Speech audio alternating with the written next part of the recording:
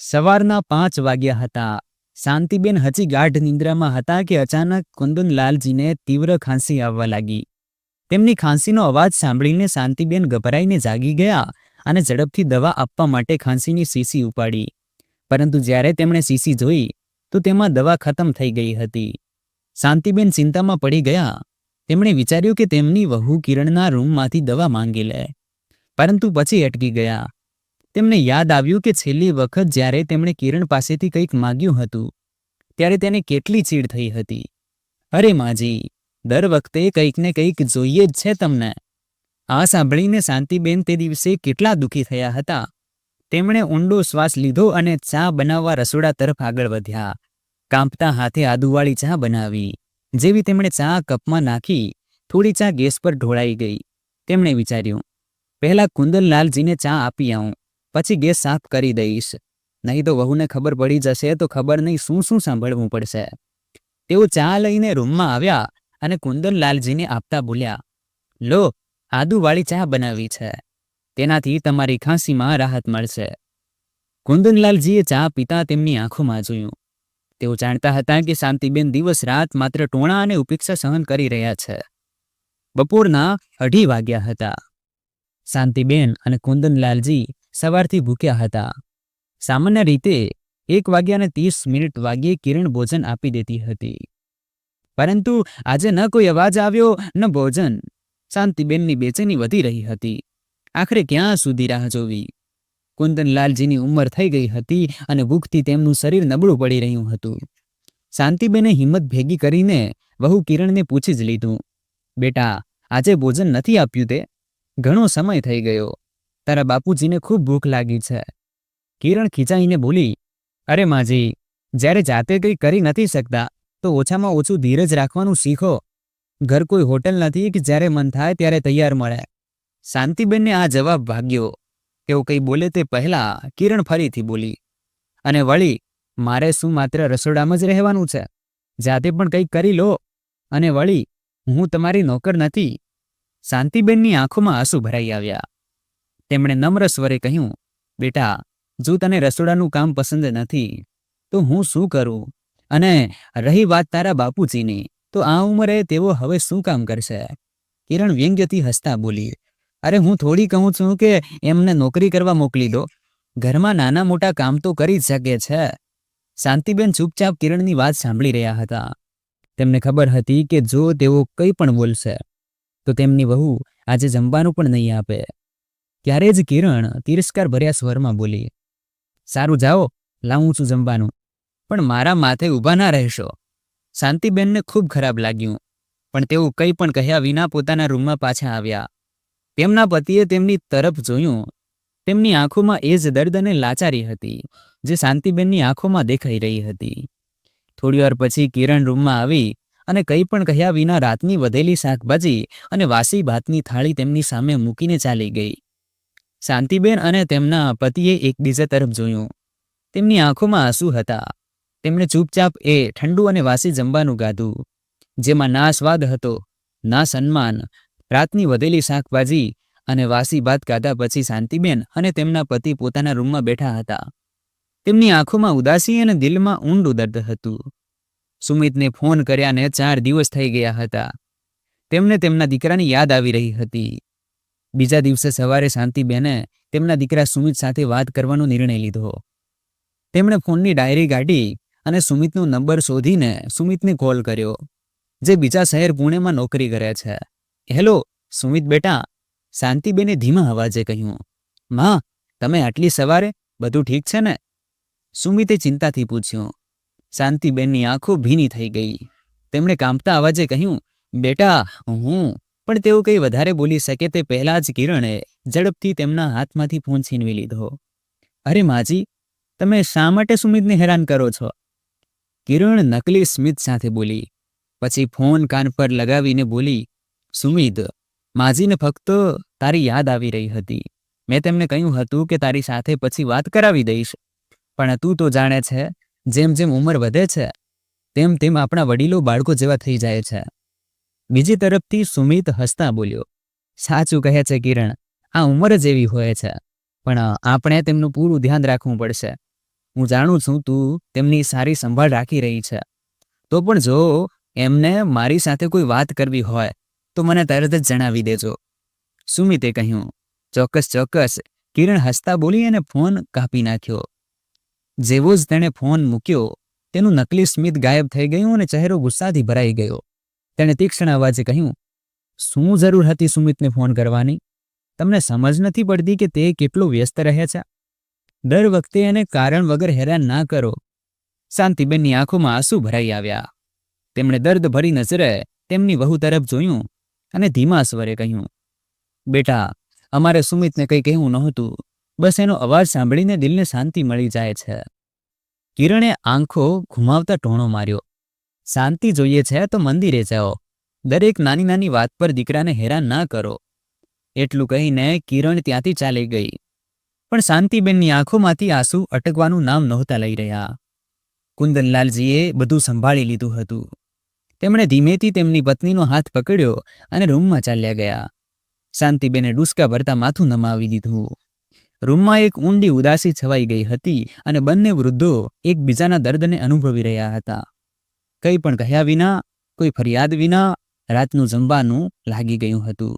કિરણે થાળીઓ table પર મૂકી દીધી. વાસી રોટલીઓ, સવારની વધેલી દાળ અને ઠંડા ભાત. કોઈ શબ્દ કહ્યા વિના તે ઝડપથી રૂમની બહાર નીકળી ગઈ, જાણે કોઈ ઉપકાર કર્યો હોય.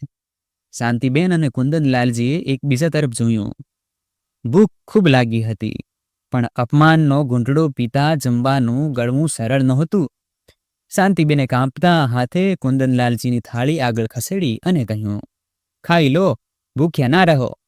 કુંદનલાલજીએ ઊંડો શ્વાસ લીધો અને એક કોળિયો મોંમાં મૂક્યો. રોટલીઓ એટલી કડક હતી કે તોડતા જ તૂટીને વિખરાઈ ગઈ. તેમણે કંઈ પણ કહ્યા વિના ધીમે ધીમે જમવાનું શરૂ કર્યું, કારણ કે તેઓ જાણતા હતા કે કંઈ પણ કહેવાનો કોઈ ફાયદો નહોતો. શાંતિબેન પણ જમવાનું જમવા લાગ્યા, પણ દરેક કોળિયા સાથે આંસુ તેમની આંખોમાંથી છલકાઈ પડતા. તેમને યાદ આવ્યું જ્યારે તેઓ તેમના દીકરા સુમિત માટે જાત જાતના વ્યંજનો બનાવતા હતા. તેનો મનપસંદ બટાકા ગોબીનો પરોઠો, મીઠાશથી ભરેલી ગોળની રોટલીઓ, અને હવે તેઓ પોતે સૂકી રોટલીઓ પર નિર્ભર હતા.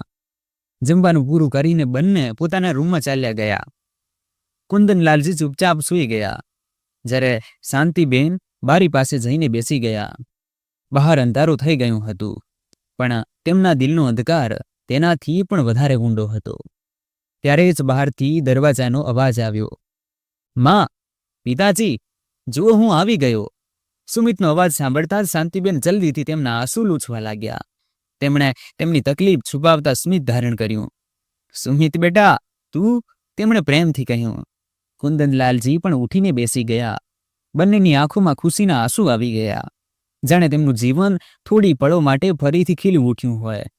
સુમિતે માના પગ સ્પર્શ્યા અને પછી પિતા પાસે જઈને બેસી ગયો. તમે લોકો કેમ છો? બધું ઠીક છે ને? શાંતિબેને જલ્દીથી માથું હલાવીને કહ્યું, હા બેટા, બધું ઠીક છે. બસ તારી યાદ આવી રહી હતી. પણ તું તો શનિવારે આવે છે, તો આજે અચાનક કેવી રીતે? સુમિત હસતા બોલ્યો, માં, બાપુજી, શું ફક્ત તમને જ મારી યાદ આવે છે? મને પણ તમારી ખૂબ યાદ આવે છે.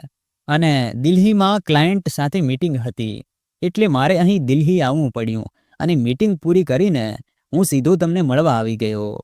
ત્યારે જ કિરણ પણ ત્યાં આવી ગઈ અને સુમિત પાસે બેસીને બોલી, સારું થયું કે સુમિત તમે આવી ગયા. અને હા, તમે પરેશાન ના થતા, હું મા બાપુજીનું પૂરું ધ્યાન રાખું છું. સુમિતે હસીને કિરણનો હાથ પકડી લીધો. મને તારા પર પૂરો વિશ્વાસ છે કિરણ. હું જાણું છું તું મા બાપુજીની સારી સંભાળ રાખે છે. શાંતિબેન અને કુંદનલાલજીએ સાંભળ્યું પણ કંઈ ના બોલ્યા. તેમણે તેમની તકલીફો તેમના અંદર જ દફનાવી દીધી. સુમિતની આંખોમાં ખુશી હતી કે તેની પત્ની અને મા બાપુજી વચ્ચે બધું સારું છે. પણ તેને ખબર નહોતી કે આ હકીકત નથી, માત્ર એક દેખાડો હતો, એક જૂઠ જે દર અઠવાડિયે તેની આંખો સામે ઘડવામાં આવતું હતું.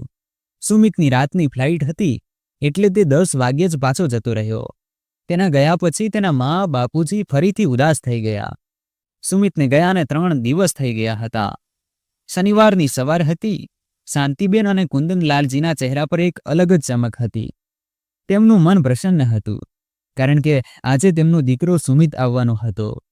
દર શનિવારની જેમ તેઓ આજે પણ મંદિરે જવા માટે તૈયાર થઈ રહ્યા હતા. શાંતિબેને હળવા લીલા રંગની સાડી પહેરી, કપાળ પર ચાંદલો લગાવ્યો અને પૂજાની થાળી તૈયાર કરવા લાગ્યા. કુંદનલાલજી પણ સફેદ કુર્તા પાયજામા પહેરીને તૈયાર થઈ ગયા હતા. જેવા જ તેઓ દરવાજે તરફ આગળ વધ્યા, કિરણ અચાનક સામે આવીને ઊભી રહી ગઈ અને વ્યંગ્યભર્યા સ્વરમાં બોલી, વાહ વાહ, આજે તો હંસોની જોડી ખૂબ સરસ રીતે તૈયાર થઈ છે. ક્યાં જઈ રહ્યા છો તમે બંને? ક્યાંક કોઈ ફિલ્મ જોવાનો પ્રોગ્રામ તો નથી બનાવી લીધો ને? શાંતિબેન કિરણના ટોણાના ટેવાયેલા થઈ ગયા હતા, છતાં પણ તેઓ ડરતા બોલ્યા, આજે શનિવાર છે અને આજે સુમિત આવવાનો છે, એટલે વિચાર્યું કે મંદિરે જઈએ. કિરણ આ સાંભળીને હળવા સ્મિત સાથે તાળી પાડતા બોલી, અરે વાહ, હું તો ભૂલી જ ગઈ કે આજે તો તમારા માટે સૌથી મોટો તહેવાર છે. તમારો લાડલો દીકરો જે આવી રહ્યો છે. સાચું કહ્યું ને માજી? તે થોડી વાર તેમને તાકી રહી અને પછી વ્યંગ્ય કરતા બોલી, સારું સારું, જાઓ જાઓ, ક્યાંક એવું ના થાય કે મંદિર બંધ થઈ જાય અને તમારા ભગવાન નારાજ થઈ જાય. શાંતિબેન અને કુંદનલાલજી ચૂપચાપ તેની વાત સાંભળતા રહ્યા. તેઓ જાણતા હતા કે જો કંઈ કહેશે તો તે વધુ ટોણા મારશે, એટલે કંઈ પણ બોલ્યા વિના તેઓ દરવાજા બહાર નીકળી ગયા. મંદિર જતાં પણ શાંતિબેનના દિલમાં કિરણના ટોણા ગુંજી રહ્યા હતા. તેમણે કુંદનલાલજી તરફ જોયું અને ધીમા સ્વરે કહ્યું, સાંભળો, શું આપણા દીકરાને ક્યારે એ વાતનો અહેસાસ થશે કે તેની પત્ની આપણી સાથે કેવો વ્યવહાર કરે છે? કુંદનલાલજીએ ઊંડો શ્વાસ લેતા કહ્યું, ખબર નહીં, પણ સત્ય કેટલા દિવસ છુપાઈ શકે છે? શાંતિબેને તેમના આંસુ છુપાવવાનો પ્રયત્ન કર્યો અને હાથ જોડીને ભગવાનને પ્રાર્થના કરવા લાગ્યા, હે ભગવાન, બસ મારા દીકરાની આંખોમાંથી આ અંધકાર દૂર કરો, તેને સત્ય જોવાની શક્તિ આપો. તેઓ બંને મંદિરમાં ભગવાન સામે ઊભા હતા, પણ તેમના મનમાં એક જ સવાલ હતો, શું ક્યારેય તેમની ખુશીઓનો આ એક દિવસ આખા અઠવાડિયા સુધી ફેલાશે કે પછી એ જ ઉપેક્ષા અને ટોણાનો સિલસિલો આ રીતે ચાલતો રહેશે? સાંજના 7 વાગ્યા હતા. બહાર હળવી ઠંડી હતી, પણ સુમિતના દિલમાં એક અલગ જ ગરમાહટ હતી. તેમના મા બાપુજીને મળવાની ખુશી.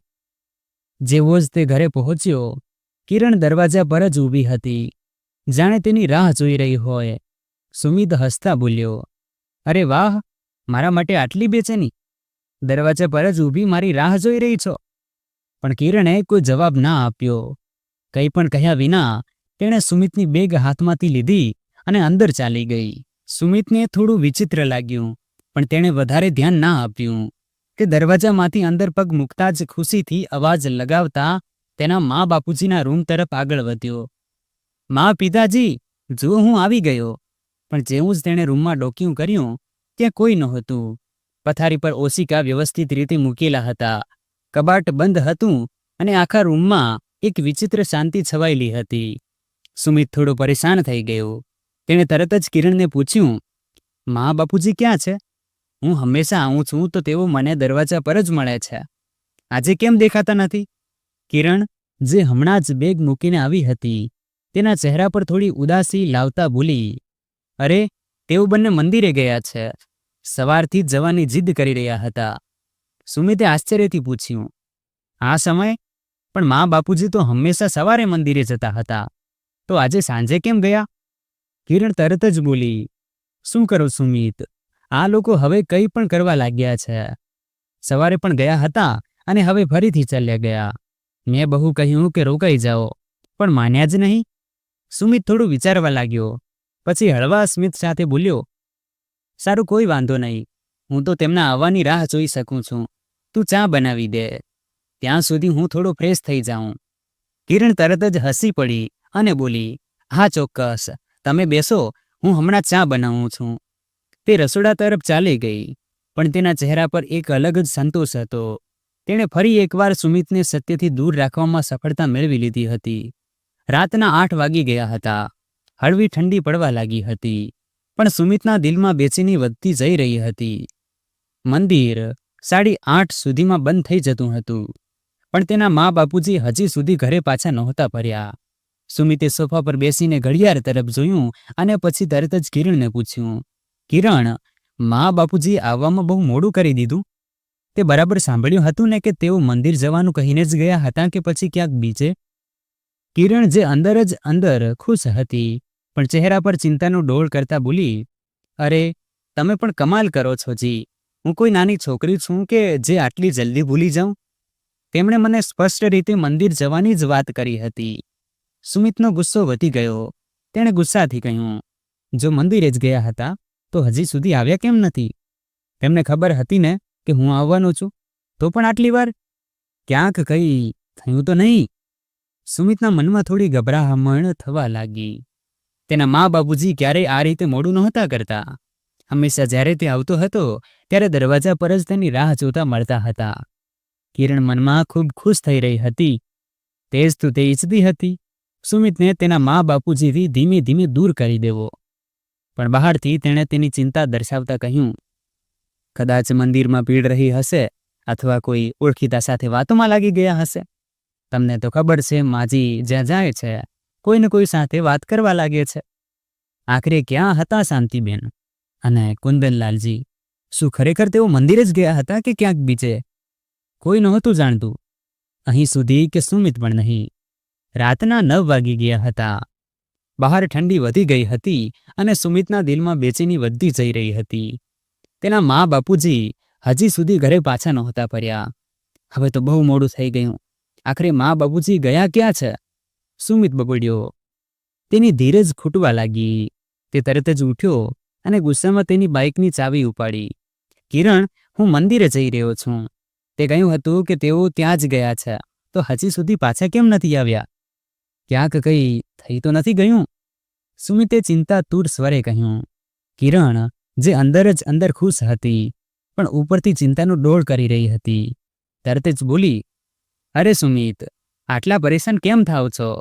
કદાચ કોઈ સગાને મળવા ગયા હશે અથવા મંદિરમાં જ વધારે સમય લાગી ગયો હશે. તમે આમ જ ગભરાઈ રહ્યા છો. પણ સુમિત તેની વાતોને અવગણીને જલ્દીથી બહાર નીકળ્યો અને તેની બાઇક શરૂ કરી. હું જાતે જઈને જોઉં છું, કહેતા તેણે ઝડપી ગતિએ બાઇક મંદિર તરફ દોડાવી. કિરણે દરવાજે પર ઊભા રહીને તેને જતા જોયો અને મનમાં હસી.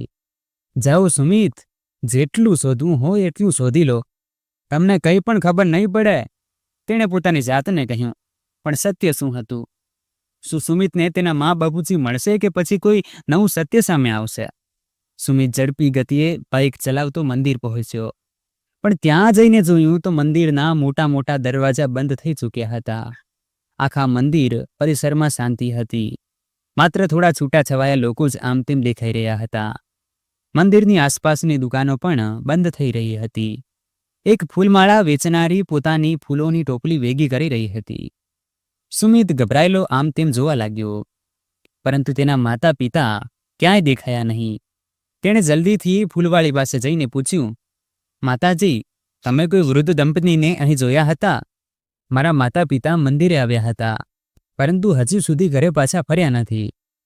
ફૂલવાળીએ આશ્ચર્યથી સુમિત સામે જોયું અને પછી માથું હલાવીને બોલી, બેટા, અહીં તો દિવસભર લોકો આવજા કરતા રહે છે.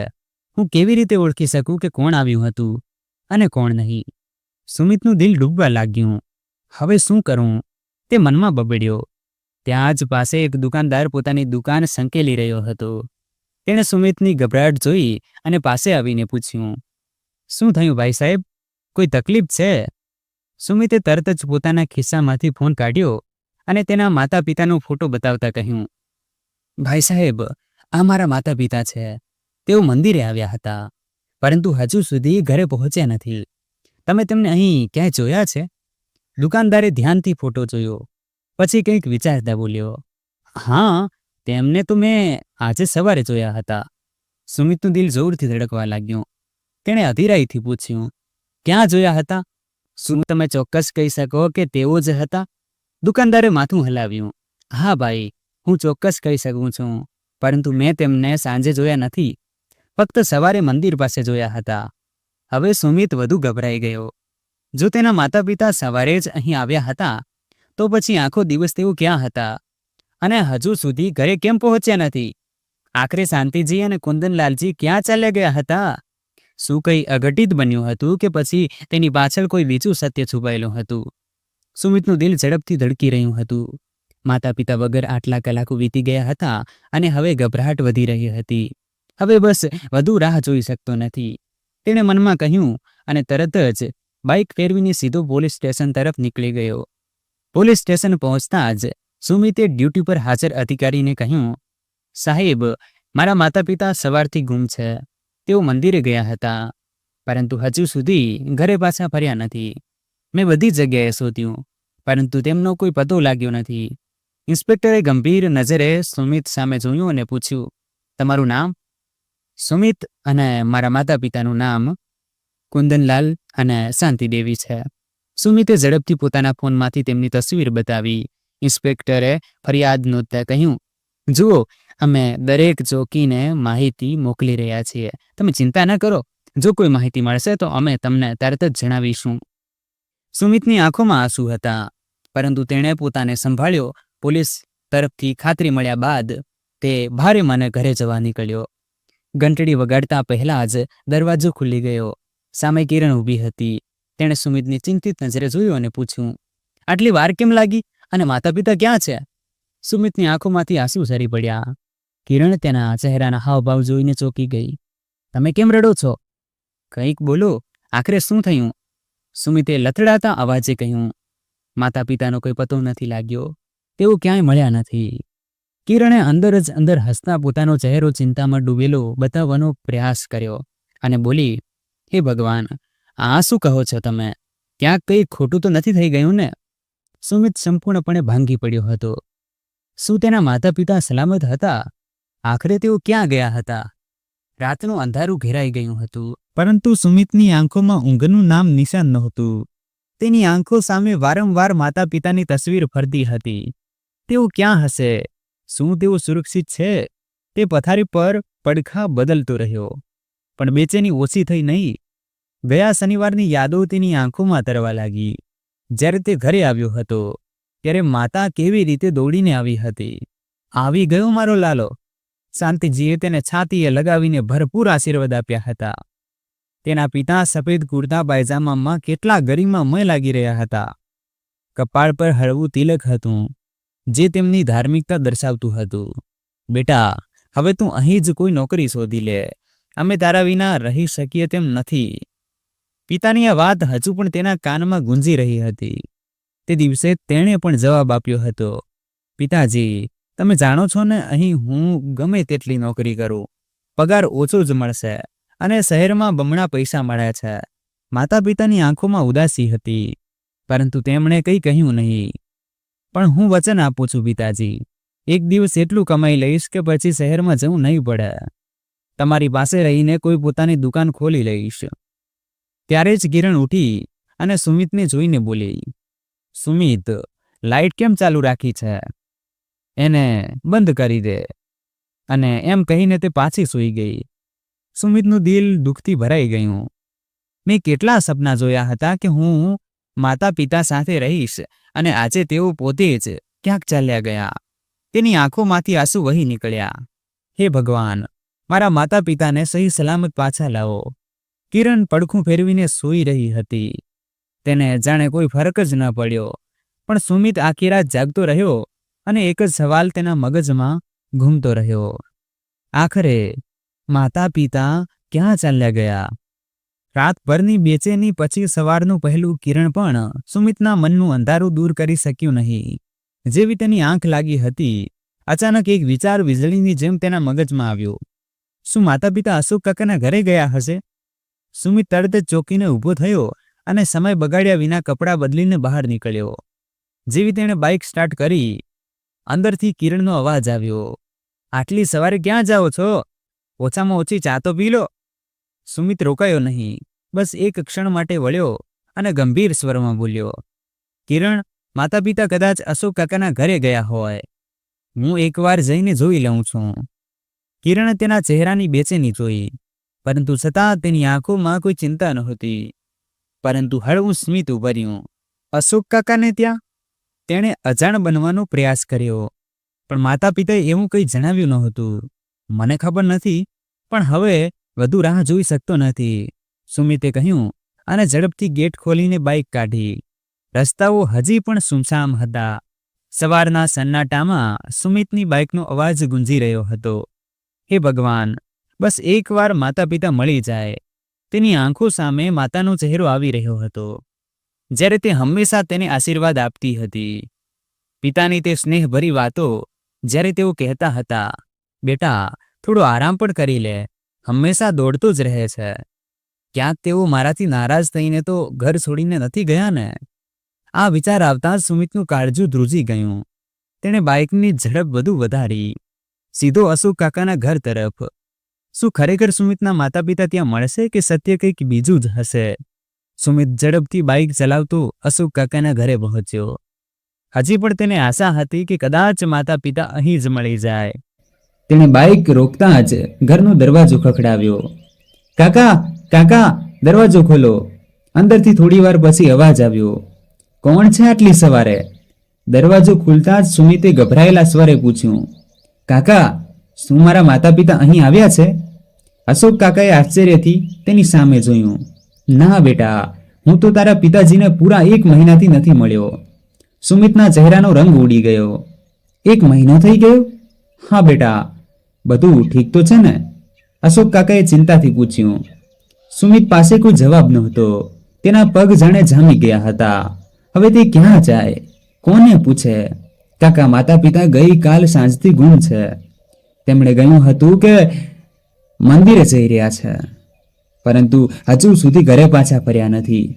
મેં પોલીસમાં રિપોર્ટ પણ નોંધાવી દીધી છે. અશોક કાકા પણ આ સાંભળીને પરેશાન થઈ ગયા. અરે, આ તો બહુ ગંભીર વાત છે બેટા. તે બાકીના સગાઓ પાસેથી પૂછ્યું? સુમિતે નિરાશાથી માથું હલાવ્યું. કોઈને કંઈ ખબર નથી અને હવે તો મને બહુ ડર લાગી રહ્યો છે. અશોક કાકાએ સુમિતના ખભા પર થપથપાવ્યું. બેટા, ગભરાઈશ નહીં. પોલીસ પણ શોધખોળ કરી રહી હશે, પણ આપણે પણ કંઈક કરવું પડશે. ચાલ, બાકીના સગાઓને ફોન લગાવીએ. સુમિતની આંખો ભીની થઈ ગઈ. હવે તેની પાસે ધીરજ ગુમાવવાની પણ કોઈ જગ્યા નહોતી. હવે સુમિત શું કરશે? શું માતા પિતાનો કોઈ પતો મળશે કે પછી આ વાર્તામાં કોઈ બીજું મોટું સત્ય છુપાયેલું છે?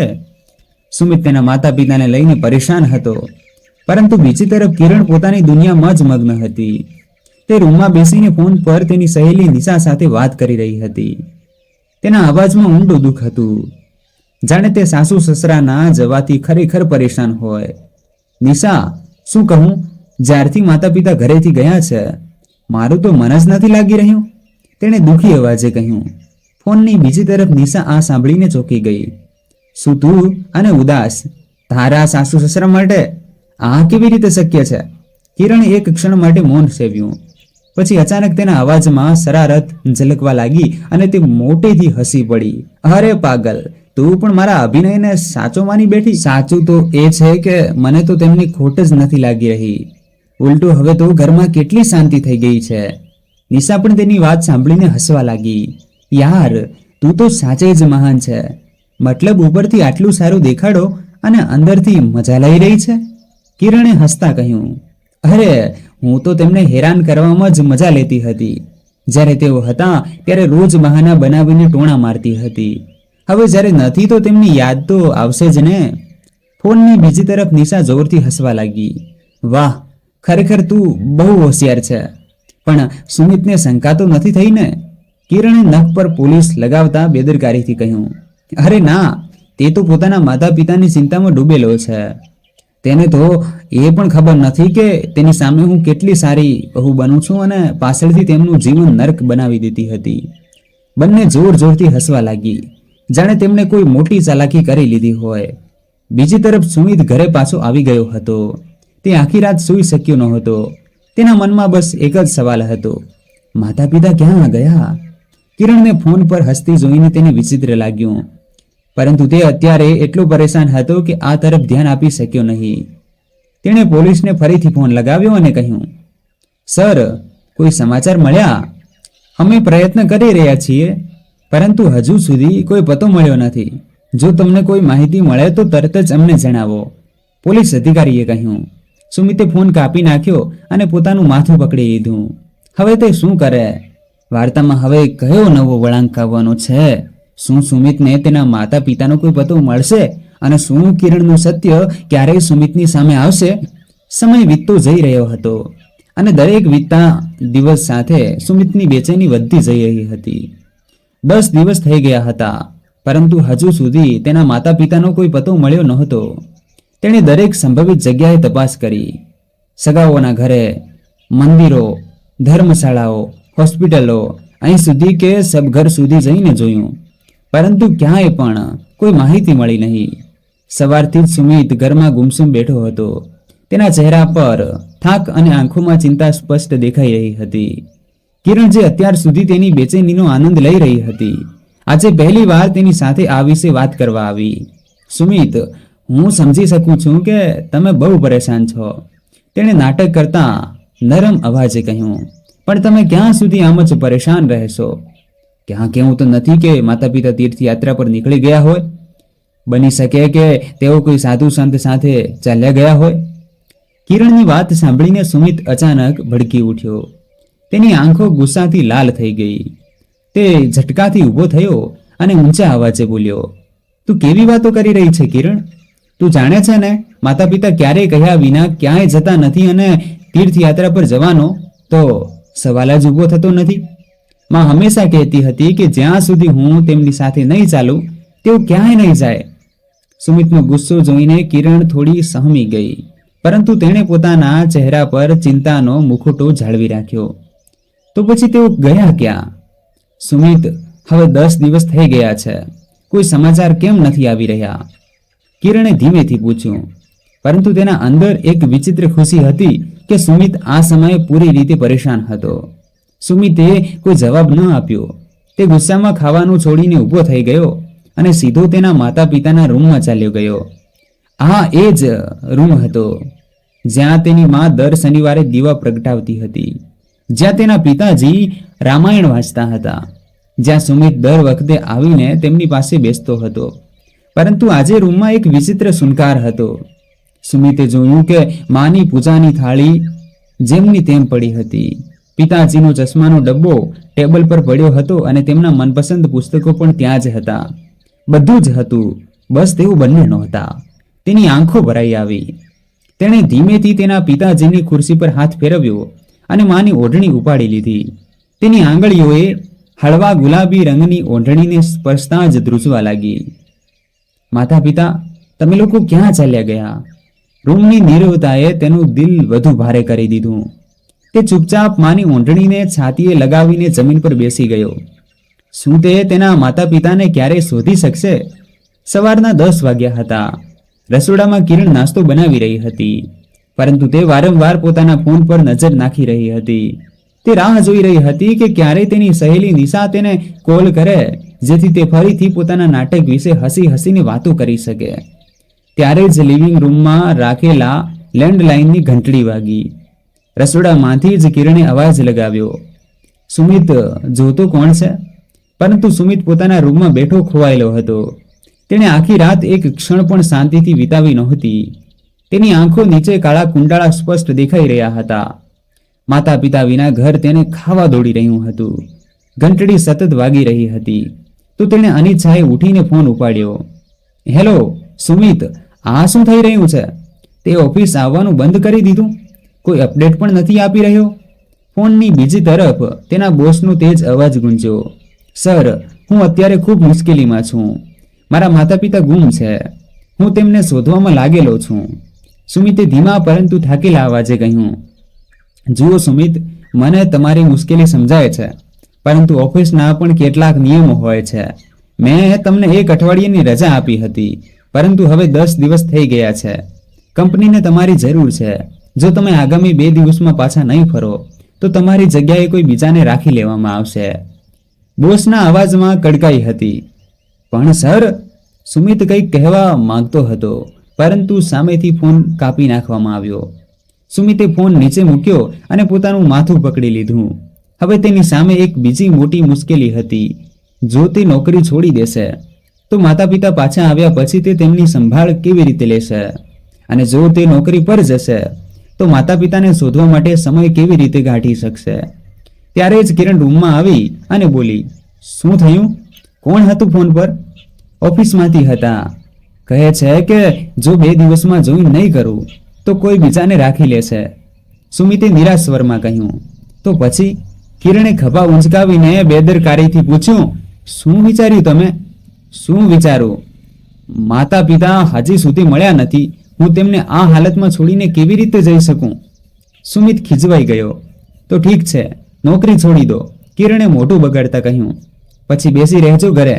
મેં તો ક્યારથી કહ્યું હતું કે તમારે અહીં ક્યાંક નોકરી શોધવી જોઈએ, પણ તમને તો પુણેમાં જ મજા આવે છે. હવે ભોગવો. સુમિતે તેની તરફ ગુસ્સાથી જોયું, પરંતુ કંઈ બોલ્યો નહીં. તે ફરી એકવાર એ જ સવાલમાં અટવાઈ ગયો. શું કરું? નોકરી બચાવું કે માતા પિતાને શોધું? સુમિતે થોડી ક્ષણો ચૂપ રહીને વિચાર્યું. પછી અચાનક ઊભો થયો અને કિરણ તરફ જોતા કડક અવાજે બોલ્યો. મારો બેગ તૈયાર કરી દે. હું આજે સાંજે જ પુણે જઈ રહ્યો છું. કિરણ, જે અત્યાર સુધી મજાથી ઊભી તમાશો જોઈ રહી હતી, અચાનક ચોંકી ગઈ. તેને અપેક્ષા નહોતી કે સુમિત આટલું જલ્દી આ નિર્ણય લઈ લેશે. તે ધીમે ધીમે સુમિત પાસે આવી અને નાટકીય અંદાજમાં બોલી. શું તમે ખરેખર જઈ રહ્યા છો? હા, હવે વધુ રોકાવું નકામું છે. પોલીસ પણ કંઈ કરી શકતી નથી અને ઓફિસમાંથી પણ સતત ફોન આવી રહ્યા છે. જો હું નોકરી છોડી દઈશ તો આગળ માતા પિતા આવ્યા પછી પણ તેમને સારી રીતે રાખી નહીં શકું. ઓછામાં ઓછી નોકરી તો બચી રહે.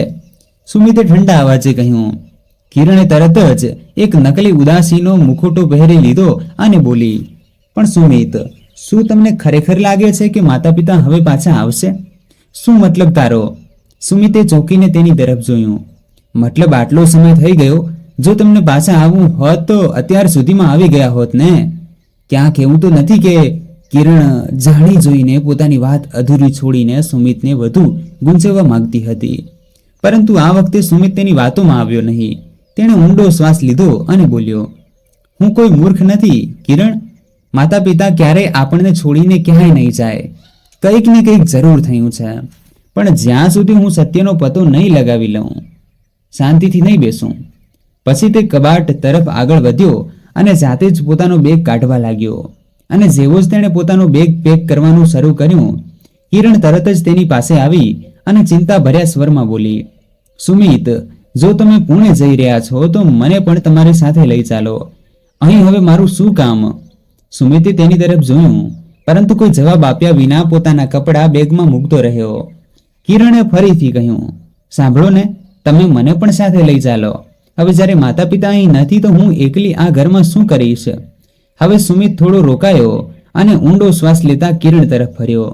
તેની આંખોમાં એક અલગ જ ગંભીરતા હતી. તેણે ધીમા પણ કડક અવાજે કહ્યું. ના કિરણ, તારે અહીં જ રહેવું પડશે. પણ કેમ? કિરણે ચોંકીને પૂછ્યું. સુમિતે પોતાનો બેગ બંધ કર્યો અને બોલ્યો. જો માતા પિતા પાછા આવી જાય અને અહીં કોઈ ન મળે તો તેમનું શું થશે? હું નથી ઈચ્છતો કે તેઓ વધુ પરેશાન થાય.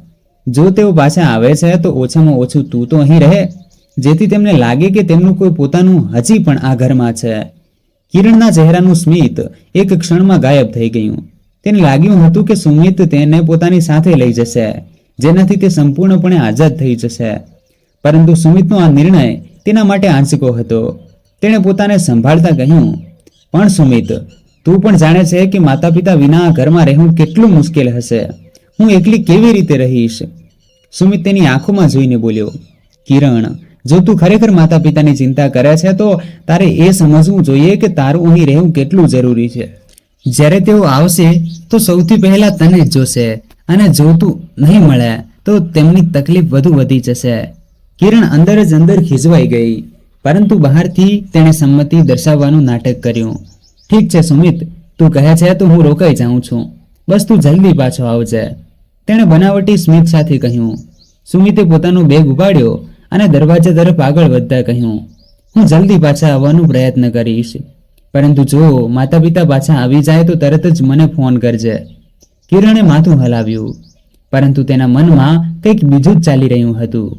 હવે સુમિત જતો રહેશે અને મને કોઈ રોકવા ટોકવા વાળું નહીં રહે. આખરે હવે આ ઘર પર મારો પૂરો હક હશે, તેણે મનમાં વિચાર્યું અને એક હળવું સ્મિત તેના ચહેરા પર આવી ગયું. સુમિતે છેલ્લી વાર ઘર તરફ જોયું, પછી ભારે મને દરવાજો ખોલ્યો અને બહાર નીકળી ગયો. હવે તે પુણે જઈ રહ્યો હતો, પરંતુ તેના દિલ અને દિમાગમાં બસ એક જ સવાલ હતો. માતા પિતા આખરે ગયા ક્યાં? દોસ્તો, આગળ શું થશે? શું સુમિત પોતાના માતા પિતાને મળી શકશે? આખરે શાંતિજી અને કુંદનલાલજી ક્યાં હતા? તેમની સાથે શું થયું હતું? તેઓ મંદિરમાંથી પાછા ઘરે કેમ ન આવ્યા? આ બધા સવાલોના જવાબ જાણવા માટે જોડાયેલા રહો અમારી સાથે. આગળ આપણે જોયું કે કેવી રીતે કિરણ તેના સાસુ સસરા પર અત્યાચાર કરતી હતી, જેનાથી ઘરનું વાતાવરણ દિવસે ને દિવસે બગડતું ગયું. પછી એક દિવસ જ્યારે શાંતિજી અને કુંદનલાલજી મંદિરે ગયા ત્યારે ત્યાંથી જ ગુમ થઈ ગયા. સુમિત તેના માતા પિતાના અચાનક ગુમ થવાથી ખૂબ જ પરેશાન હતો. તેણે તેમને દરેક જગ્યાએ શોધવાનો પ્રયત્ન કર્યો, પરંતુ કોઈ કડી મળી નહીં. ઘરની જવાબદારીઓ અને નોકરીનું દબાણ પણ તેના પર વધતું જતું હતું.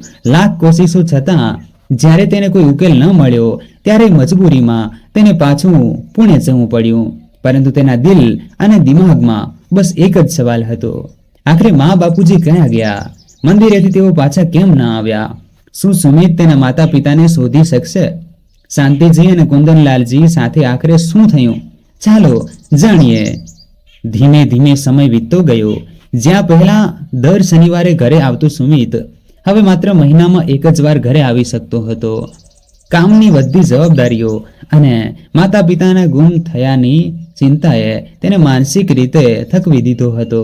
જોકે તે દર મહિને કિરણને ખર્ચના પૈસા ઓનલાઈન મોકલી દેતો હતો, જેથી ઘરની જરૂરિયાતો પૂરી થતી રહે. કિરણને હવે એકલવાયું લાગવા માંડ્યું હતું. પહેલા જ્યારે સાસુ સસરા ઘરમાં હતા તો ભલે તે તેમની સાથે ઝઘડતી હતી, ટોણા મારતી હતી, પરંતુ ક્યાંક ને ક્યાંક દિવસ પર વાત કરવા માટે તેઓ હતા. હવે આખા ઘરમાં શાંતિ છવાયેલી રહેતી હતી.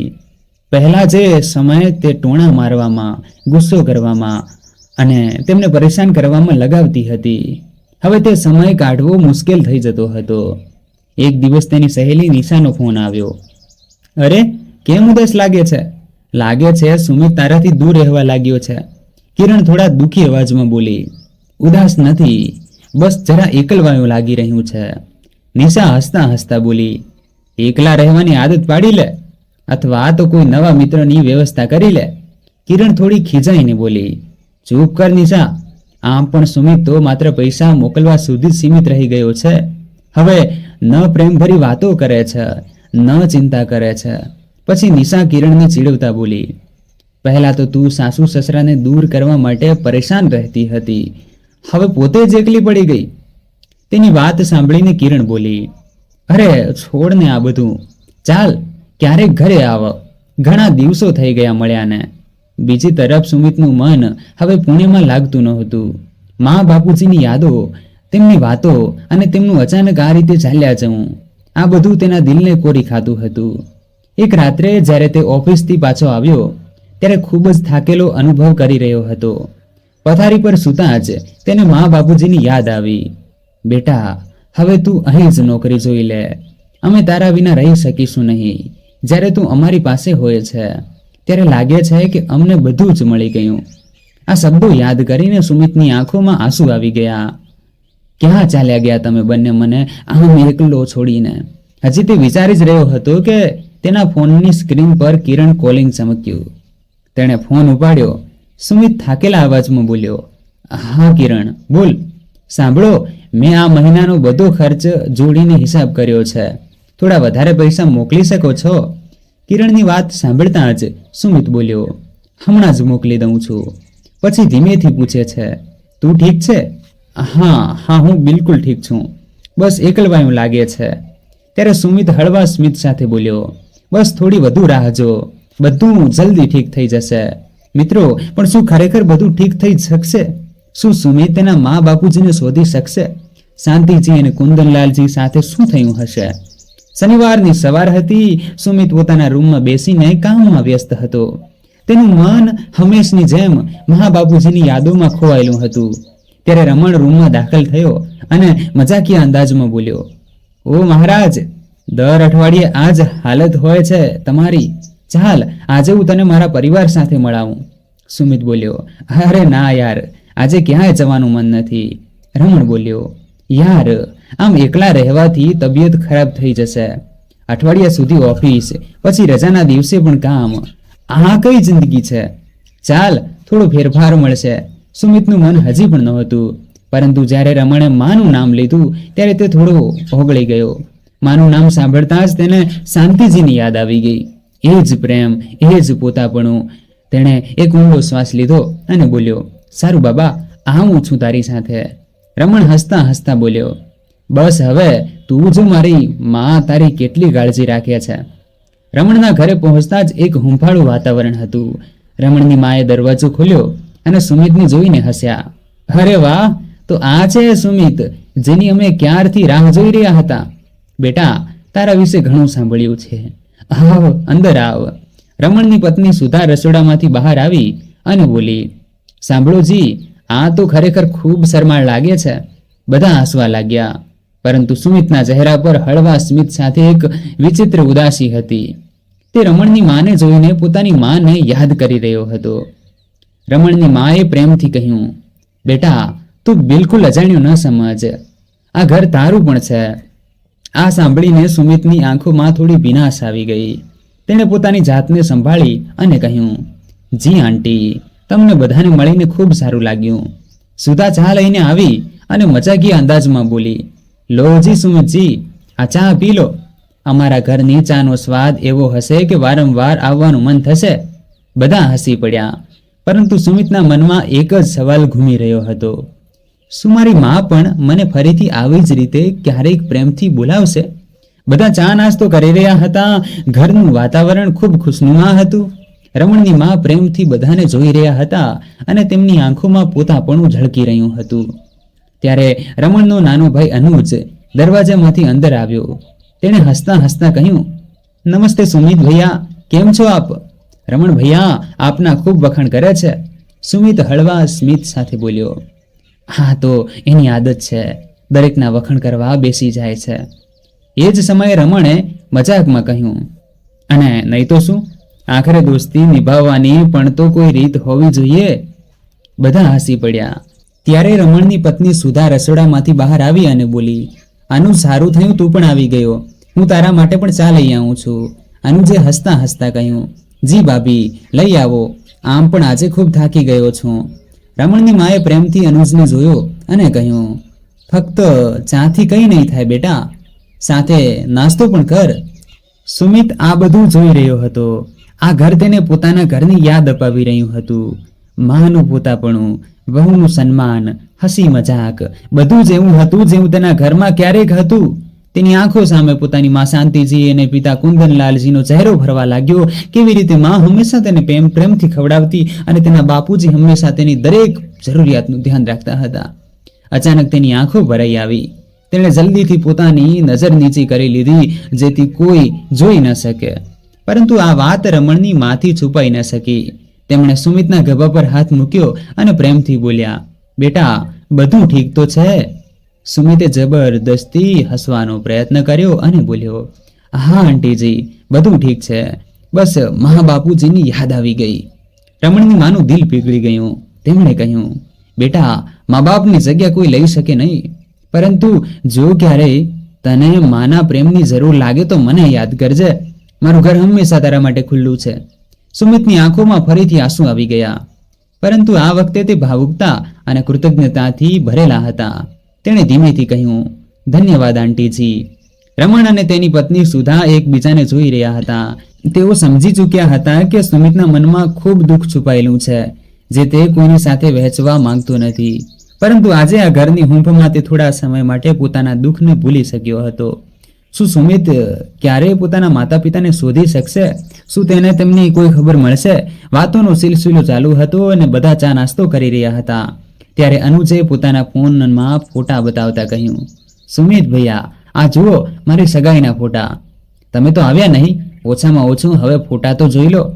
રમણે પણ હસતા હસતા કહ્યું, હા યાર, તને કેટલી વાર બોલાવ્યો, પરંતુ તું તો પોતાના કામમાં જ લાગ્યો રહે છે. હવે ચાલ ફોટા તો જોઈ લે. સુમિત હસ્યો અને બેધ્યાનપણે ફોનની તરફ જોવા લાગ્યો. પરંતુ જેવી જ તેણે ફોનમાં દેખાઈ રહેલા ફોટાને ધ્યાનથી જોયા, તેની આંખો ફાટી ગઈ. તેનું દિલ જોર જોરથી ધડકવા લાગ્યું. એક ક્ષણ માટે તો જાણે આખી દુનિયા થંભી ગઈ હોય. માં! આ શબ્દ તેના ગળામાં જ અટકી ગયો. તેની આંખો ફોટા પર ચોંટી ગઈ. અનુજ, તે હમણાં શું કહ્યું? તેનો અવાજ કાપી રહ્યો હતો. અનુજે થોડી નવાઈથી તેની તરફ જોયું.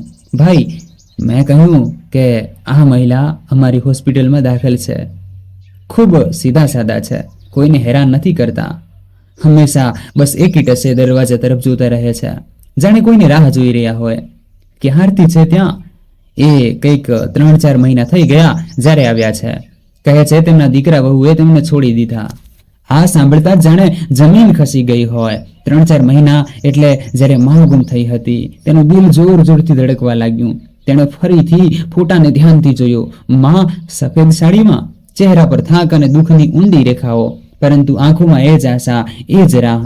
તેણે ફોટાને છાતી સરસો ઝાંપી લીધો. તેની આંખોમાંથી આંસુ વહેવા લાગ્યા. રમણ અને તેની પત્ની સુધા પણ હેરાન હતા. શું થયું ભાઈ? આ મારી માં છે, રમણ. મારી માં?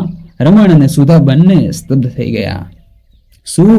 પણ તે ત્યાં કેવી રીતે પહોંચ્યા? મને ખબર નથી રમણ, પરંતુ હવે વધુ મોડું ન કરી શકું. મારે માં પાસે જવું છે. તે તરત જ ઝડપથી ઊભો થયો અને ગાડીની ચાવી લેવા લાગ્યો. રમણે તેનો ખભો પકડીને રોક્યો. રોકો, હું પણ તમારી સાથે ચાલીશ. અનુજે કહ્યું, ભાઈ, તમને ત્યાં કોઈ મળવા નહીં દે. હું તમારી સાથે ચાલું છું. ત્રણેય એક ક્ષણ પણ ગુમાવ્યા વિના બહાર નીકળ્યા. શું હવે માં દીકરાની મુલાકાત થશે કે કોઈ બીજી સત્યતા સામે આવશે? અનુજે અંદર જઈને સ્ટાફ સાથે વાત કરી અને પછી ત્રણેય એક વોર્ડ તરફ ચાલ્યા ગયા. રસ્તામાં ઘણા દર્દીઓ વિચિત્ર હરકતો કરી રહ્યા હતા. કોઈ પોતાની જાત સાથે વાતો કરી રહ્યું હતું, કોઈ ખૂણામાં બેસીને ઝૂમી રહ્યું હતું, તો કોઈ કારણ વગર હસી રહ્યું હતું. આ બધું જોઈને સુમિતનું દિલ ઝડપથી ધડકવા લાગ્યું. તેના પગ ભારે થઈ ગયા, પરંતુ માને જોવાની બેચેની તેને આગળ વધારી રહી હતી. વોર્ડની અંદર પહોંચતા જ અનુજે એક પલંગ તરફ ઈશારો કર્યો. ભાઈ, આ છે તે માજી. જેવી સુમિતની નજર તે તરફ ગઈ, તેનું દિલ ધ્રુજી ગયું. સફેદ સાડીમાં વિખરાયેલા વાળ, સૂકું સંકોચાયેલું શરીર અને ગુમસુમ બેઠેલી તેની માં શાંતિ દેવી. તે કોઈને જોઈ રહી નહોતી, બસ કોઈ અજાણ્યા શૂન્યમાં તાકી રહી હતી. માં? સુમિતના મોઢામાંથી બસ એટલું જ નીકળ્યું અને તેની આંખો છલકાઈ ગઈ. શાંતિ દેવીએ ધીમે ધીમે પોતાની નજર ઊંચી કરી. તેમની આંખોમાં એક વિચિત્ર વિરાની હતી, જાણે બધું જ ખોવાઈ ગયું હોય. પરંતુ જ્યારે તેમની નજર સુમિત પર પડી તો તે એકે ટસે તેને જોવા લાગી. તેમના હોઠ કાંપવા લાગ્યા, આંખોમાં આંસુ આવી ગયા, પરંતુ તે કંઈ બોલી શકી નહીં. માં, હું છું તમારો સુમિત. સુમિતે તેમની પાસે જઈને તેમનો હાથ પકડી લીધો. શાંતિ દેવીની આંખોમાં થોડી ચમક આવી, પરંતુ તરત જ તે ડરના માર્યા પોતાનો હાથ માચો ખેંચવા લાગી. નહીં, અડો નહીં, મને મારશો નહીં, મેં કંઈ કર્યું નથી, મને ઘરે જવા દો. તે કાંપતી કાંપતી બબડવા લાગી. સુમિતને કાપો તો લોહી ન નીકળે. તેની પોતાની માં, જે તેને સૌથી વધુ પ્રેમ કરતી હતી, આજે તેને ઓળખવાથી ડરી રહી હતી. આ બધું જોઈને રમણ અને અનુજ પણ ભાવુક થઈ ગયા. ડોક્ટર, ડોક્ટર ક્યાં છે? સુમિત લગભગ ચીસો પાડી ઉઠ્યો. ડોક્ટર આવ્યા અને બોલ્યા, તેમને અહીં લાવ્યાને 3 મહિના થઈ ગયા છે. કોઈ મળવા આવતું નથી. બસ એક મહિલા તેમને છોડીને ગઈ હતી, એમ કહીને કે તે માનસિક રીતે ઠીક નથી. જુઠ્ઠું, મારી માં પાગલ નથી. સુમિત ગુસ્સાથી ચીસો પાડી ઉઠ્યો.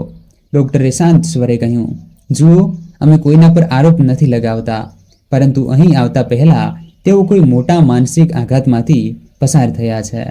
તમે તેમને ઘરે લઈ જઈ શકો છો, પરંતુ તેમની સારવાર જરૂરી છે. સુમિતની આંખોમાંથી આંસુ વહી રહ્યા હતા. તેને સમજાતું નહોતું કે આખરે તેની માને અહીં કોણે છોડી અને તેના બાપુજી ક્યાં હતા. શું કિરણને આ વિશે કંઈ ખબર હતી? હવે સુમિતનો એક જ હેતુ હતો, તેની માને આ નરકમાંથી બહાર કાઢીને ઘરે લઈ જવાનો અને આ સમગ્ર સત્યનો પર્દાફાશ કરવાનો. સુમિતનું મગજ શૂન્ય થઈ ગયું હતું. તે ડોક્ટરની વાતો સાંભળી રહ્યો હતો, પરંતુ તેને સમજાતું નહોતું કે આખરે તેની માં અહીં સુધી કેવી રીતે પહોંચી. તેની આંખો સતત માના ચહેરા પર ચોંટેલી હતી, જે તેને ઓળખી તો રહી હતી, પરંતુ છતાં અજાણ્યાઓની જેમ વર્તી રહી હતી. ત્યારે અચાનક તેના મગજમાં એક સવાલ વીજળીની જેમ ચમક્યો. જો માં અહીં છે તો બાપુજી ક્યાં છે? સુમિતે તરત જ અનુજ તરફ જોયું અને ગભરાયેલા સ્વરમાં પૂછ્યું, અનુજ, માં અહીં છે તો શું બાપુજી પણ અહીં છે? અનુજે થોડું વિચારતા માથું હલાવ્યું. ના ભાઈ, મેં તો અહીં ફક્ત માજીને જ જોયા છે, બાપુજીને નથી જોયા. તો બાપુજી ક્યાં ગયા? આ વિચારીને સુમિતનું દિલ બેસી ગયું. જો માને અહીં લાવીને છોડી દેવામાં આવી તો બાપુજીનું શું થયું? શું તેઓ પણ આવી જ કોઈ જગ્યાએ હતા? તેણે પોતાને આ ભયાનક વિચારથી ઝટકો આપ્યો અને ડૉક્ટરને સીધો સવાલ કર્યો. ડૉક્ટર, જ્યારે માને અહીં લાવવામાં આવ્યા હતા ત્યારે શું તેમની સાથે કોઈ વૃદ્ધ વ્યક્તિ પણ હતા? ડૉક્ટરે માથું હલાવતા કહ્યું, ના, તેમને એકલા જ અહીં લાવવામાં આવ્યા હતા. સુમિતના પગ નીચેથી જમીન ખસી ગઈ. માં આ હાલતમાં હતી અને બાપુજીનો કોઈ પતો નહોતો. હવે તેને કોઈ પણ ભોગે આ રહસ્યનો પર્દાફાશ કરવાનો હતો. માને અહીં લાવનાર કોણ હતું? બાપુજી ક્યાં હતા? શું કિરણને આ વિશે કંઈ ખબર હતી? આ બધા સવાલોના જવાબ હવે તેને જલ્દીથી શોધવાના હતા. અનુજે તરત જ સુમિત પાસેથી બાપુજીનો ફોટો લઈને તેની બીજી હોસ્પિટલના સંપર્કમાં મોકલી આપ્યો અને ખાતરી આપી, ભાઈ, તમે ચિંતા ન કરો, હું જ્યાં જ્યાં જાણું છું ત્યાં ત્યાં તપાસ કરીશ. જો બાપુજી કોઈ પણ હોસ્પિટલમાં દાખલ હશે તો મને ચોક્કસ ખબર મળી જશે. સુમિતની આંખોમાં આંસુ આવી ગયા. તેણે રમણ તરફ જોયું અને કહ્યું, રમણ, મેં ક્યારેય વિચાર્યું પણ નહોતું કે મારા મા બાપુજી સાથે આવું થશે. મારી માને પાગલખાનામાં છોડી દેવામાં આવી અને બાપુજીનો હજી સુધી કોઈ પતો નથી. રમણે તેને સંભાળતા કહ્યું, ભાઈ, તું હિંમત રાખ. જો માં મળી ગઈ ને, હવે બાપુજી પણ મળી જશે. આપણે બસ થોડી વધુ ધીરજ રાખવાની છે. અનુજે ફોન ઉપાડ્યો અને તરત જ તેની હોસ્પિટલના કેટલાક જૂના સાથીઓનો સંપર્ક કરવાનું શરૂ કર્યું. સુમિતની આંખો દરવાજા તરફ ચોંટેલી હતી, જાણે કોઈ આવીને તેને કહેશે કે તેના બાપુજી સલામત છે. ત્યારે જ અનુજના ફોનની ઘંટડી વાગી. તેણે જલ્દીથી ફોન ઉપાડ્યો અને ત્યાંથી જે જવાબ મળ્યો તે સાંભળીને તેના ચહેરાનો રંગ ઉડી ગયો. તેણે ધીમે ધીમે ફોન કાપ્યો અને સુમિત તરફ જોયું. સુમિતની બેચેની વધી ગઈ. તેણે અનુજને ધક્કો મારતા કહ્યું, શું થયું અનુજ? બાપુજી મળ્યા કે નહીં? અનુજે ઊંડો શ્વાસ લીધો અને કહ્યું, ભાઈ, આપણે જલ્દીથી ત્યાં પહોંચવું પડશે, નહીં તો. અનુજની વાત સાંભળતા જ સુમિત ગભરાઈ ગયો. તેણે તરત જ અનુજનો હાથ પકડીને કહ્યું, ક્યાં જવાનું છે અનુજ? બાપુજી ક્યાં છે? અનુજે હળવો ઊંડો શ્વાસ લેતા કહ્યું, ભાઈ, જે હોસ્પિટલમાં હું કામ કરું છું તેના જ એક જૂના સ્ટાફે જણાવ્યું કે થોડા દિવસો પહેલા એક વૃદ્ધ માણસને સરકારી હોસ્પિટલમાંથી ટ્રાન્સફર કરીને અહીં લાવવામાં આવ્યા હતા. તેમની માનસિક સ્થિતિ ઠીક નહોતી, તેથી તેમને જનરલ વોર્ડમાં રાખવામાં આવ્યા હતા. પરંતુ શું અનુજ? સ્પષ્ટ બોલ. સુમિતનું દિલ ઝડપથી ધડકવા લાગ્યું. પરંતુ ભાઈ, થોડા દિવસો પહેલા તેમને ત્યાંથી પણ ક્યાંક બીજી જગ્યાએ શિફ્ટ કરી દેવામાં આવ્યા. હજી સુધી અમને ખબર નથી કે તેમને કઈ હોસ્પિટલમાં મોકલવામાં આવ્યા છે. પછી અનુજે ઊંડો શ્વાસ લીધો અને કહ્યું, ભાઈ, આપણે જલ્દીથી ત્યાં પહોંચવું પડશે, નહીં તો. સુમિત અને રમણે મોડું કર્યા વિના ગાડી શરૂ કરી અને પૂરી ઝડપે તે જગ્યા તરફ નીકળી પડ્યા.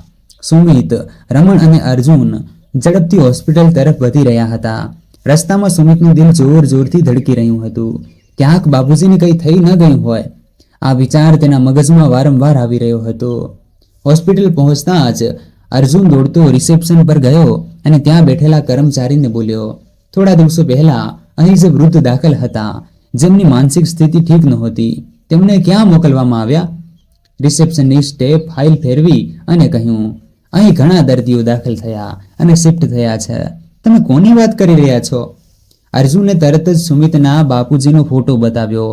રિસેપ્શનિસ્ટે ફોટો જોઈને થોડીવાર વિચાર્યું અને પછી ફાઇલમાં કંઈક શોધવા લાગ્યા. થોડીવાર પછી તેમણે માથું ઊંચક્યું અને કહ્યું, હા, આ દર્દી અહીં દાખલ હતા, પરંતુ તેમની હાલત બગડવા લાગી હતી. તેથી 3 દિવસ પહેલા તેમને સરકારી વૃદ્ધાશ્રમમાં મોકલી દેવામાં આવ્યા. વૃદ્ધાશ્રમ? સુમિતના પગ નીચેથી જમીન ખસી ગઈ. તેણે ગુસ્સાથી કહ્યું, તમે મારા બાપુજીને વૃદ્ધાશ્રમમાં કેમ મોકલી દીધા? શું તેમના પરિવારનો સંપર્ક કરવાનો પ્રયાસ ન કર્યો? રિસેપ્શનિસ્ટ ઠંડા અવાજમાં બોલ્યા, જુઓ, આ અમારો નિયમ છે. જ્યારે કોઈ દર્દી ઘણા દિવસો સુધી હોસ્પિટલમાં રહે છે અને તેનો કોઈ પરિવાર આવતો નથી તો તેને વૃદ્ધાશ્રમમાં મોકલી દેવામાં આવે છે. સુમિતની ધીરજનો બંધ તૂટી ગયો. તેની આંખોમાં આંસુ આવી ગયા. બાપુજીને એકલા ત્યાં કેવી રીતે મોકલી દીધા? રમણે તેને સંભાળતા કહ્યું, સુમિત, આપણે હમણાં સમય બગાડવો જોઈએ નહીં. આપણે તરત જ વૃદ્ધાશ્રમ જવું પડશે. સુમિત, અર્જુન અને રમણ તરત જ ગાડીમાં બેઠા અને વૃદ્ધાશ્રમ તરફ નીકળી પડ્યા. રસ્તામાં સુમિતના મનમાં એક જ સવાલ ઘૂમી રહ્યો હતો. બાપુજી કઈ હાલતમાં હશે? શું તેઓ ઠીક હશે? શું તેમણે પણ માની જેમ ઘણું સહન કર્યું હશે? ગાડી વૃદ્ધાશ્રમના ગેટ પર ઊભી રહી. સુમિત ઝડપથી અંદર દોડ્યો અને ત્યાં બેઠેલા સ્ટાફને કહ્યું, કૃપા કરીને મને મારા બાપુજીને મળવા દો. તેમનું નામ કુંદનલાલ છે. તેમને 3 દિવસ પહેલા અહીં શિફ્ટ કરવામાં આવ્યા હતા. સ્ટાફે નવાઈથી તેની તરફ જોયું અને ધીમેથી કહ્યું, કુંદનલાલ? પરંતુ બેટા તે શું? સુમિતના શ્વાસ તેજ થઈ ગયા. સ્ટાફ જેવું જ કંઈ કહેવા જતો હતો ત્યારે જ પાછળથી એક જાણીતો અવાજ આવ્યો, બેટા સુમિત. સુમિતના કાનમાં આ અવાજ પડતા જ તેના દિલની ધડકન તેજ થઈ ગઈ. તેણે તરત જ પાછળ ફરીને જોયું. સામે તેના બાપુજી કુંદનલાલજી ઊભા હતા. તેમની આંખોમાં ભીનાશ હતી. ચહેરો થોડો નબળો લાગી રહ્યો હતો, પરંતુ તેમના ચહેરા પર જબરદસ્ત પોતાપણું ઝળકી રહ્યું હતું. બાપુજી! સુમિત જોરથી ચીસો પાડીને દોડ્યો અને તેમને ગળે વળગી ગયો. કુંદનલાલજીએ પણ સુમિતને જોરથી પકડી લીધો. તેમની આંખોમાંથી આંસુ વહેવા લાગ્યા. બેટા, મને ખબર હતી કે તું ચોક્કસ આવીશ. સુમિતની આંખોમાંથી સતત આંસુ વહી રહ્યા હતા. બાપુજી, મને માફ કરી દો. હું બહુ મોડો થઈ ગયો છું. મને ખબર નહોતી કે તમે લોકો કઈ હાલતમાં હતા. કુંદનલાલજીએ પ્રેમથી તેમના માથા પર હાથ ફેરવ્યો. કોઈ વાંધો નહીં બેટા, બસ હવે તું આવી ગયો એ જ ઘણું છે. રમણ અને અનુજ પણ આ ભાવુક દ્રશ્ય જોઈને પોતાની આંખો લૂછવા લાગ્યા. વૃદ્ધાશ્રમના સ્ટાફે કહ્યું, સુમિત બેટા, તમારા બાપુજી બહુ નબળા થઈ ગયા હતા. જ્યારે તેમને અહીં લાવવામાં આવ્યા હતા ત્યારે તેમની હાલત બહુ ખરાબ હતી, પરંતુ અમે તેમનું પૂરું ધ્યાન રાખ્યું અને હવે જુઓ, તેઓ પહેલા કરતા ઘણા સારા છે. સુમિતે બાપુજીનો હાથ પકડી લીધો અને કહ્યું, બાપુજી, હવે તમારે અહીં વધુ રહેવું નહીં પડે. હું તમને મારી સાથે લેવા આવ્યો છું. કુંદનલાલજીએ થોડી ખચકાટ સાથે કહ્યું, પણ બેટા ઘરે? સુમિતે તરત જ જવાબ આપ્યો, બાપુજી, હવે કંઈ ન વિચારો, બસ મારી સાથે ચાલો. હવે કોઈ તમને મારાથી દૂર નહીં કરી શકે. સુમિતે બાપુજીને ગાડીમાં બેસાડ્યા અને રમણ અને અનુજ સાથે ત્યાંથી નીકળી પડ્યો. પરંતુ હવે એક સવાલ ઊભો થાય છે, શું મા બાપુજીને છોડનારી કિરણ ખરેખર પોતાના કૃત્ય પર શરમાશે કે પછી તે કોઈ બીજી ચાલ ચાલશે? જેવી શાંતિજીની નજર તેમના પતિ કુંદનલાલજી પર પડી, તેમની આંખોમાંથી આંસુ વહેવા લાગ્યા. તેઓ કાંપતા કાંપતા તેમની પાસે આવ્યા અને ધ્રુજતા સ્વરમાં બોલ્યા, તમે ઠીક તો છો ને? કુંદનલાલજીએ ભીની આંખોથી પોતાની પત્નીને જોઈ અને બોલ્યા, શાંતિ, તું કેવી છે? કેટલા દિવસો પછી તને જોઈ રહ્યો છું. તેમનો અવાજ ભરાઈ ગયો અને તેઓ પોતાની પત્નીનો હાથ પકડીને રડી પડ્યા. શાંતિજી પણ પોતાના પતિને વળગી ગયા અને રડતા રડતા બોલ્યા, અમારો શું વાંક હતો જી? અમે તો બસ અમારા દીકરાનું ભલું ઈચ્છ્યું, પછી અમારી સાથે આવું કેમ થયું? સુમિત પોતાના માતા પિતાને આમ તૂટીને રડતા જોઈને પોતાને રોકી શક્યો નહીં. તેણે બંનેને ગળે લગાવી લીધા અને દ્રઢતાથી કહ્યું, માં, બાપુજી, હવે હું તમને બંનેને ક્યારેય એકલા નહીં છોડું અને કિરણે જે તમારી સાથે કર્યું છે તેને તેની સજા ચોક્કસ મળશે. રમણ અને અનુજ પણ ભાવુક થઈ ગયા. શાંતિજીની વાત સાંભળીને સુમિતની આંખોમાં આંસુ આવી ગયા.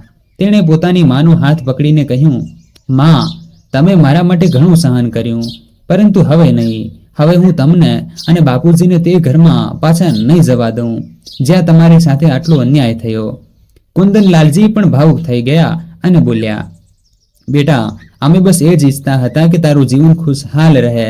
અમે ક્યારેય વિચાર્યું નહોતું કે કિરણ એટલી હદ સુધી જશે કે અમને આ હાલતમાં પહોંચાડી દેશે. સુમિતના મનમાં ગુસ્સા અને દુઃખના મોજા ઉઠી રહ્યા હતા. ત્યારે રમણે ગભા પર હાથ મૂકીને કહ્યું, સુમિત, હવે સૌથી જરૂરી વાત એ છે કે કાકા કાકીને આરામ કરવા દેવામાં આવે. પહેલા તેમને સારી રીતે ડોક્ટરને બતાવો, પછી વિચારજો કે કિરણ સાથે શું કરવું છે. રમણની વાત સાંભળીને શાંતિજી બોલ્યા, બેટા, હવે અમને કોઈ હોસ્પિટલની જરૂર નથી. અમારો દીકરો અમારી સાથે છે, એ જ અમારા માટે સૌથી મોટી દવા છે. હવે મારે મારા પતિ અને દીકરાથી એક ક્ષણ માટે પણ અલગ થવું નથી. પછી સુમિતનો હાથ પકડીને શાંતિજી બોલ્યા, બેટા, મને મારા ઘરે લઈ ચાલ. સુમિતે માથું હલાવ્યું અને ડૉક્ટર પાસેથી માના ડિસ્ચાર્જની પ્રક્રિયા પૂરી કરી. હવે તેના જીવનનો સૌથી મહત્વપૂર્ણ નિર્ણય લેવાનો સમય આવી ગયો હતો. શું તે કિરણને માફ કરશે કે પછી તેના કૃત્યની સજા આપશે? સુમિતે તરત જ કિરણને ફોન લગાવ્યો. ફોનની ઘંટડી વાગી અને બીજી તરફથી કિરણે ફોન ઉપાડતા જ પૂછ્યું, સુમિત, બધું ઠીક તો છે?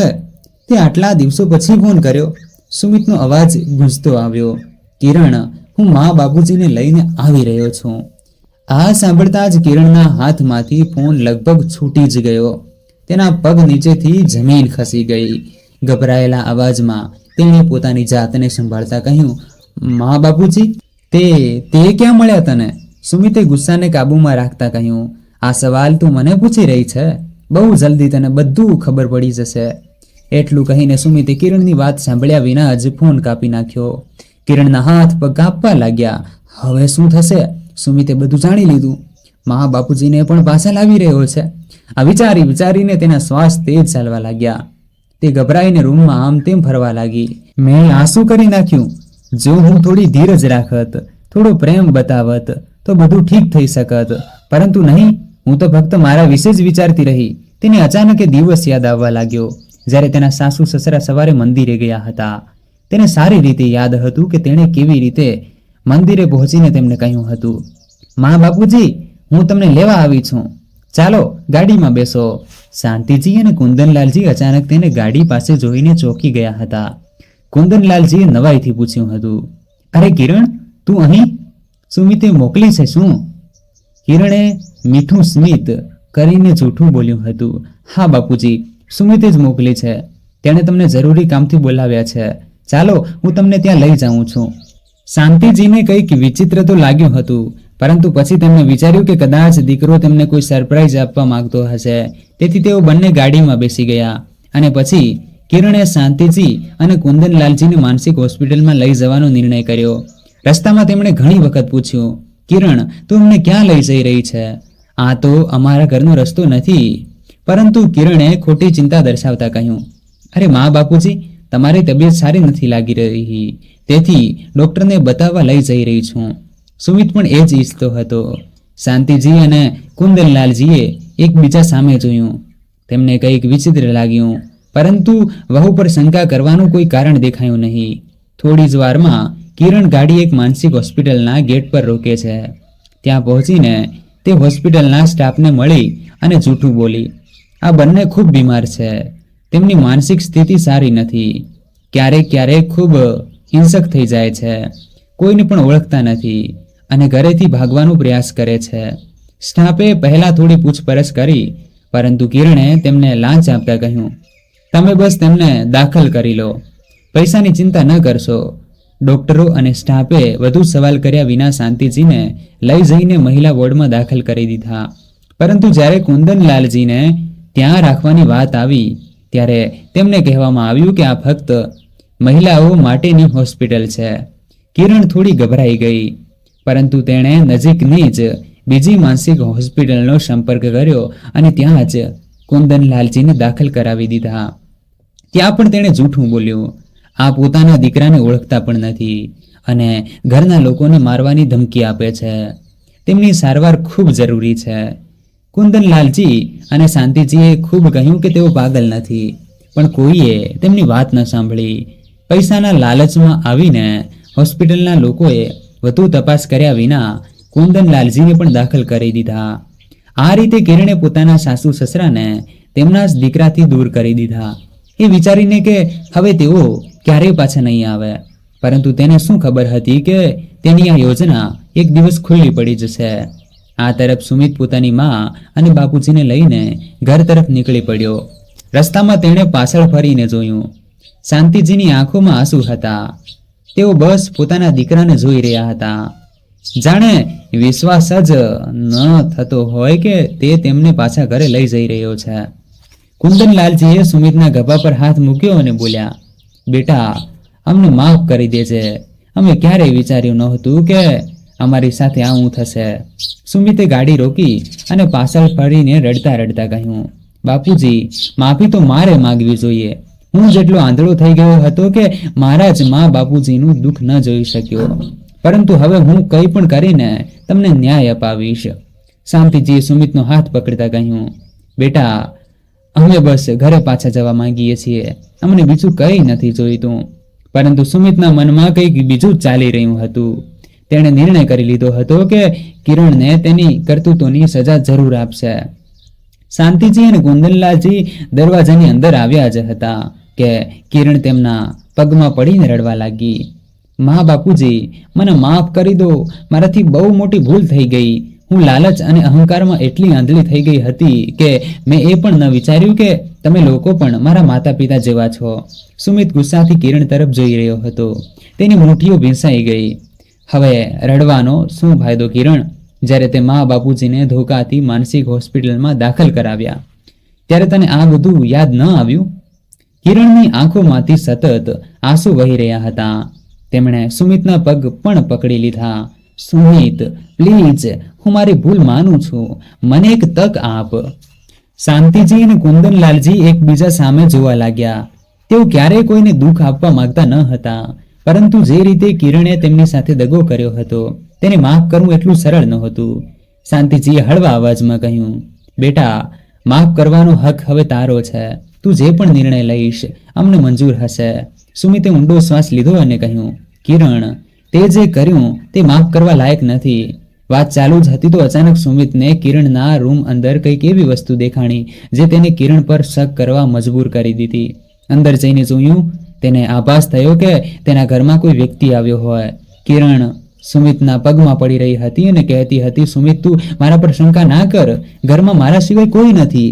અચાનક સુમિતની નજર તિજોરી પાસે લટકેલા કાપડની પાછળ ઉભેલ એક વ્યક્તિ પર પડી. આ વ્યક્તિ બીજું કોઈ નહીં પરંતુ સુમિતનો એક ઓફિસ મિત્ર સહેલો હતો. સહેલો પણ અવારનવાર સુમિત સાથે તેના ઘરે આવતો હતો. જ્યારે સહેલાને આવી અવસ્થામાં જોઈને સુમિતનો જે શક હતો એ વિશ્વાસમાં પરિવર્તિત થઈ ગયો. તેણે માથું પકડીને સહેલાને બહાર કાઢ્યો તો તે પણ માફી માંગવા લાગ્યો કે મને માફ કરી દે મિત્ર. તારી પત્ની કિરણની ઈચ્છા હતી કે હું તેનો બોયફ્રેન્ડ બનું. વધુ જાણતા તેને ખબર પડી કે તેના મા બાપુને પાગલખાનામાં મૂકવા પાછળ સહેલાનો પણ મોટો હાથ હતો. આ બધું જોઈને સુમિત વધુ ગુસ્સે થઈ ગયો અને તે બંનેને ઘરેથી કાઢી મૂક્યા. સહેલાએ કિરણને એવું કહીને છોડી દીધી કે તે એક પરિણીત વ્યક્તિ છે અને તેના ઘરે તેના 2 છોકરા પણ છે. આ બાજુ સુમિતે આ બધી ઘટના તેની ઓફિસમાં તેના બોસને કહી તો સહેલાને પણ નોકરીમાંથી કાઢી મૂક્યો. બાદમાં સુમિતે તેની ઓફિસમાં કામ કરતી ખુશી સાથે લગ્ન કરી લીધા, જે એક સંસ્કારી મહિલા હતી અને મનોમનથી સુમિતને પ્રેમ કરતી હોવાથી તે છેલ્લા 2 વર્ષથી લગ્ન નહોતી કરતી. અને આજે અચાનક સુમિતે તેના મનનો ભાર તેની આગળ હળવો કર્યો અને બંને લગ્ન કરી લીધા. મા બાપુજી, સુમિત અને ખુશી બધા ખુશી ખુશી રહેવા લાગ્યા. હવે તેમના ઘરમાં ફરીથી બધી સાચી ખુશીઓ પાછી આવી ગઈ હતી. મિત્રો, જીવનમાં સંબંધોનું મહત્વ સૌથી મોટું હોય છે. માતા પિતા આપણા જીવનનો આધાર હોય છે અને તેમનું સન્માન અને સંભાળ રાખવી આપણી જવાબદારી છે. જે સંતાન પોતાના માતા પિતાને છોડી દે છે તે ક્યારેય સાચી ખુશી મેળવી શકતું નથી. પરિવાર એક વૃક્ષની જેમ હોય છે જેના મૂળ માતા પિતા હોય છે. જો મૂળ મજબૂત હશે તો આખો પરિવાર ખીલી શકે છે. સાચી ખુશી ધનમાં નહીં પરંતુ પોતાના લોકો સાથે વિતાવેલી ક્ષણોમાં હોય છે. તેથી પોતાના લોકોને ક્યારેય ન છોડો અને સંબંધોની કદર કરો. તમને આ વાર્તા કેવી લાગી? જો સારી લાગી હોય તો વિડીયોને લાઈક કરો અને ચેનલને સબસ્ક્રાઇબ જરૂર કરો. મળીએ આવી જ એક બીજી રસપ્રદ વાર્તામાં. ત્યાં સુધી તમારું અને તમારા પરિવારનું ધ્યાન રાખો. આભાર.